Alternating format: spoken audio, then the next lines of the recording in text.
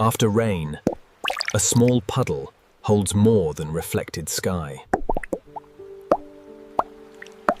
Beneath the surface, hunters are already waiting in the brown light. A mosquito larva rises to breathe, and the water trembles around it. A dragonfly nymph moves from the mud like a hidden spring trap. A water strider reads the ripples above, balanced on a skin of tension. A diving beetle larva cuts through the shallows with curved jaws ready. A damselfly nymph freezes as a shadow crosses the puddle edge. The smallest pool in the grass has become a hunting ground. This is not a lake, and it may not last for long. It is a temporary world made by rain, soil, leaves, and trapped light. For creatures small enough to live here, the puddle is enormous. A grass blade becomes a bridge over open water. A floating leaf becomes shelter, shade, and a place to ambush. Every ripple carries information before danger arrives. Mosquito larvae hang near the surface where air is within reach. They brush the water with tiny movements, feeding and rising again. A midge larva twists in the darker mud below them. Springtails gather at the edge, jumping from wet soil to floating debris. One mistake can turn a safe landing into a surface trap. The water strider moves first, skating without breaking the skin. Its legs press dimples into the surface like silent footprints. A trapped gnat struggles in those dimples, sending out sharp rings. The rings travel farther than the insect itself can see. The strider turns toward the signal and closes the distance. Below, the same ripples wake a different hunter.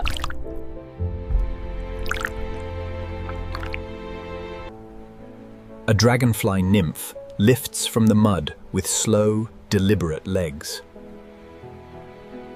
It does not chase like a fish. It waits for range. The larva above drifts lower, unaware of the shape beneath it.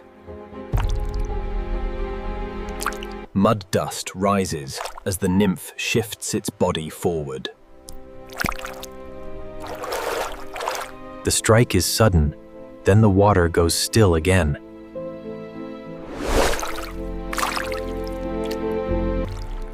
In this world, silence is never proof of safety. At the leaf edge, a diving beetle larva patrols the shallows. Its body flexes through the water like a narrow shadow.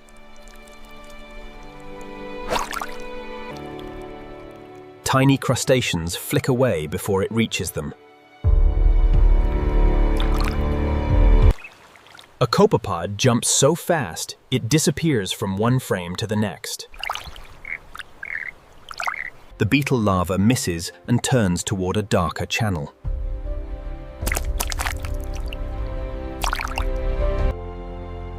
A snail grazes slowly across submerged green film. Its movement is almost too slow to look dangerous. But each scraped path changes where smaller grazers can feed. A water boatman rows through the light, carrying a silver bubble of air. It dives past the leaf and vanishes under a film of pollen. Above, the strider patrols the surface as if walking on glass. Below, hunters use shadows, mud, and vibration instead of speed. The puddle has layers, and each layer has its own rules. Mid-morning sun warms the surface and pulls life upward. Mosquito pupae tumble beside the larvae, shaped like commas in motion. They do not feed now, they wait for a different body. A damselfly nymph climbs a submerged stem and pauses below the air. It is still aquatic, still tied to the water's hidden world. A falling seed hits the surface and sends panic through the shallows. Springtails leap from the mud while larvae dive below the rings. The disturbance saves some and exposes others. A backswimmer rolls under the surface, hunting from below the light. Its oar-like legs push it through the water upside down.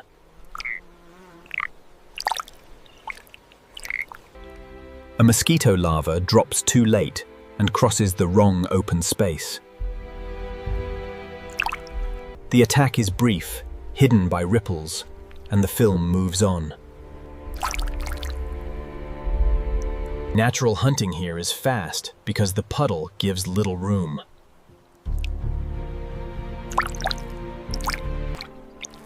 Even the hunters are not safe for long.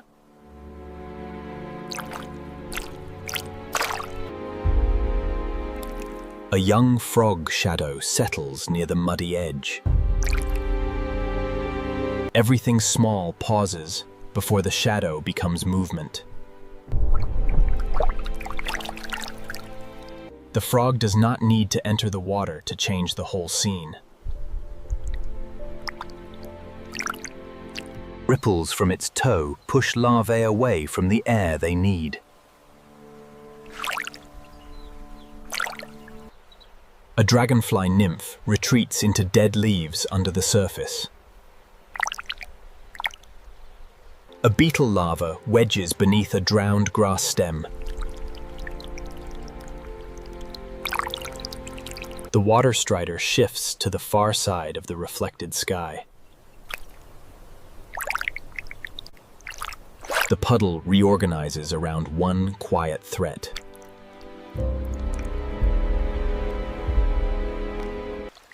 By noon, the waterline has already fallen against the mud. The shallow edge becomes a tightening border of soft danger.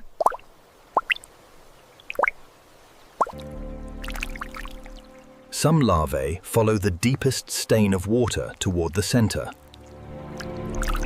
Others remain near the surface and risk every ripple.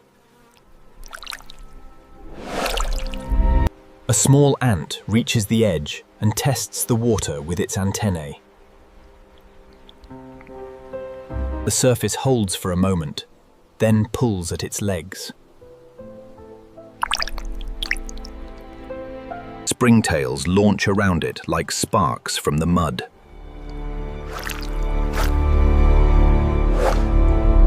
A water strider crosses the ripples, but ignores the ant's struggle. This is not cruelty. It is scale, timing, and hunger. A floating leaf turns slowly as trapped air escapes beneath it.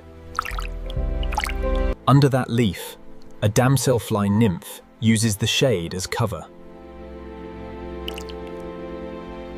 A tiny larva drifts into the opening, then vanishes into movement. The predator returns to stillness, as if nothing happened. Afternoon wind shakes grass stems and breaks the mirror above. Reflections fracture, and surface hunters lose their clean signals. The strider hesitates while waves cross from two directions at once. A gnat lands badly and skids along the disturbed film. The strider lunges, misses, and the gnat escapes into wet air. Below, stirred mud hides the larger hunters for a while. When the water clouds, patience becomes more useful than speed. A dragonfly nymph waits against a root, its outline broken by silt. Mosquito larvae rise in brief pulses, never staying long at the surface.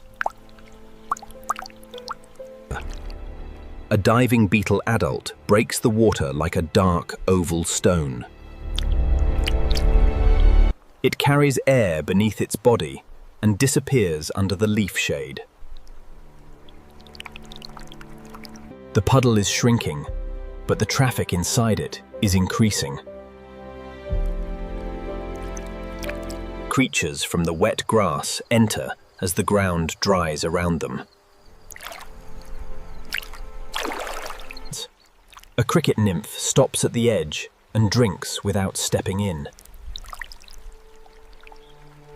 A small spider hunts along the mud, using the grass roots as anchors. It cannot rule the water, but it can catch what leaves it. One flying midge lifts from the surface and nearly hits the silk.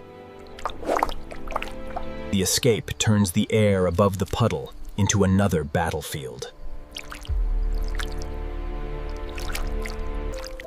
Even leaving the water has danger waiting on the other side. Late light brings the first signs of emergence. A mosquito pupa twists harder, pulled toward the skin of the puddle. Its old shape holds, while a new one forms inside. Surface tension becomes both doorway and trap. A ripple from a strider passes over the pupa and rocks it sideways. The moment passes, and the pupa steadies again below the air. Nearby, a common blue-tailed damselfly nymph climbs higher on a grass stem. It is not ready to fly, but the edge between worlds is close. Dusk cools the puddle and slows the surface traffic. Mosquitoes gather above, but the water below still holds their past. Night hunters arrive along the mud line.